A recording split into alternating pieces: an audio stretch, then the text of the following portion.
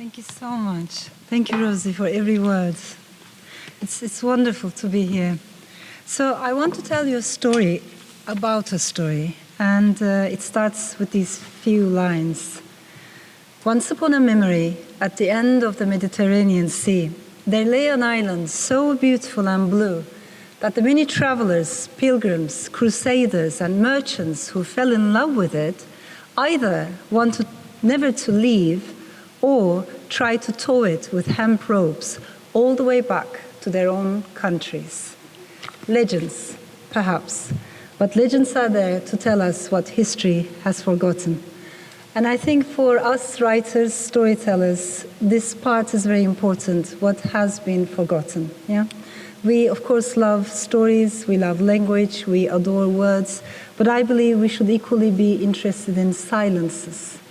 The stories that have been buried deep, or people who feel silenced, people who feel hurt, or those who have been pushed to the periphery.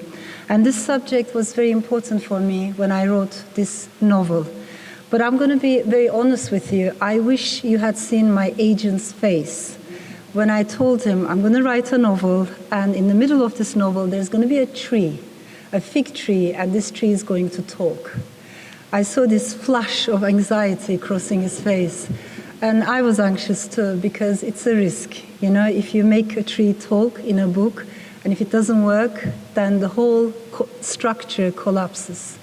But I wanted to take this risk, because somehow, in a way I couldn't explain to myself, I kept hearing the voice of this tree inside my mind, my heart, and it felt very natural, it felt very organic to follow her. So I'm talking about a fig tree, a Ficus carica, a she tree. Figs are amazing. They've always been so important for so many cultures. They have always carried spiritual value across the world. And this particular she tree is an immigrant tree. What do I mean by that? If you take a sapling from a tree and you carry it with you and you plant it anew, it becomes a new tree, but it also carries on, right? So that metaphor was very important for me. I lived in America for several years. I have written some of my books, 2 of my novels there, and I used to be a visiting scholar at the University of Michigan. And as you know, Michigan is a very cold place. The winters were very chilly. It struck me, I've seen something there that I've never forgotten. Immigrant families that had fig trees in their gardens would bury their trees if the winters were particularly cold and frosty. So what they do is they dig a hole in the ground or a trench, and they push down these trees, they prune them.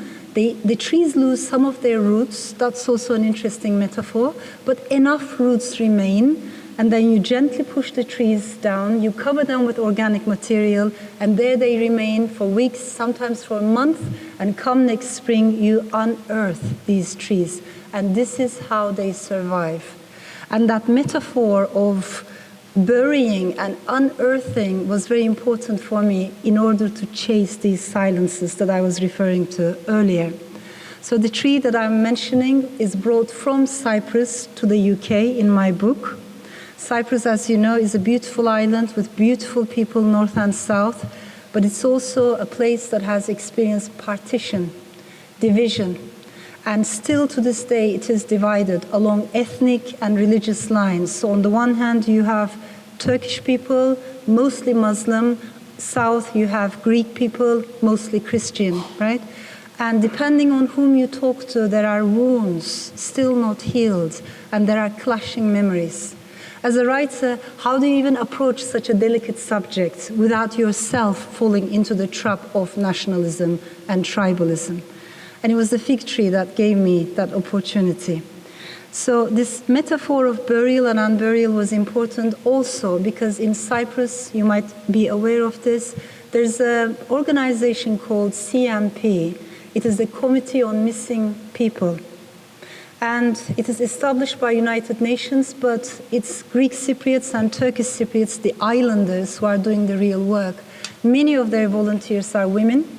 Many of their volunteers are young people, youth, and what they are doing is they're digging the ground in order to find the bones, the remains of people who have gone missing during the time of civil war and violence, during the time of the Troubles. They're doing this not because they want to revive old animosities, but because they want to give the dead dignity, a proper burial, the families a possibility for closure, and the communities a chance to heal. And this, I think, is important because, when I observe any family that has experienced some kind of displacement, being uprooted, memory is an interesting puzzle. And depending on which generation you're talking to, there are different responses to memory. The older ones, the elderly, are usually the ones that have experienced the biggest hardships, but they don't talk about the past. They don't even know how to talk about the past. It just sits inside their chest, unspoken, all those stories, right? The second generation, understandably, they don't have the time or the energy for the past. They have to be forward-looking, future-oriented, tabula rasa, so they're not interested in the past either. But that leaves the third or the fourth generations in these families who are today, the youngest in these families, who are today asking the biggest questions about memory, ancestral heritage, not only family stories, but also family silences.